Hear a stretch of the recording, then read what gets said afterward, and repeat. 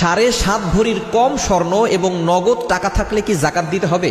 অনেকেই আমাদের কাছে এরকম একটা প্রশ্ন করে থাকেন যে কারো কাছে 7.5 ভরি স্বর্ণের কম স্বর্ণ আছে, আবার কিছু নগদ টাকাও আছে।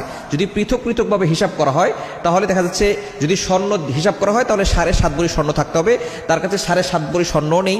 আবার টাকার হিসাব করলে তাকে দেখা যাচ্ছে যে রূপার মূল্য যেটা আছে 52.5 তোলা রূপার মূল্য, সেটাও তার কাছে নাই। তাহলে এই পরিমাণ যদি সে পৃথক পৃথকভাবে হিসাব করে তাহলে তার দেখা যাচ্ছে কোনোটাই নিসাব পরিমাণ হয় না।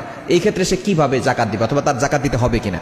যদি এমন হয় যে 7.5 ভরি স্বর্ণের কম আছে, আবার টাকাও কম আছে, তাহলে তাকে হিসাব করতে হবে 52.5 তোলা রূপার মূল্য, বর্তমানে 3.5 লক্ষ টাকা প্লাস সামথিং কিছু টাকা হবে।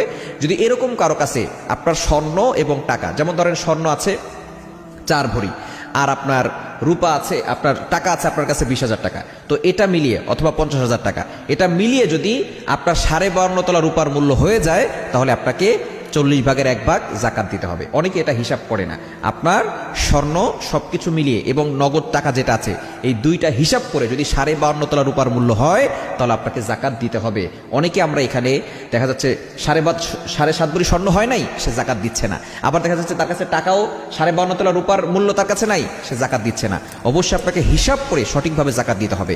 জাকাতের ক্ষেত্রে আপনি 4টি মালকে যোগ করবেন। 1 নাম্বার হচ্ছে আপনার ব্যবসায়িক পণ্য, 2 নাম্বার হচ্ছে আপনার নগদ ক্যাশ, 3 নাম্বার স্বর্ণ, 4 নাম্বার রূপা। এই 4টা মিলিয়ে যদি 52.5 তোলা রূপার সমমূল্য হয় তাহলে আপনাকে 40 ভাগের 1 ভাগ জাকাত দিতে হবে।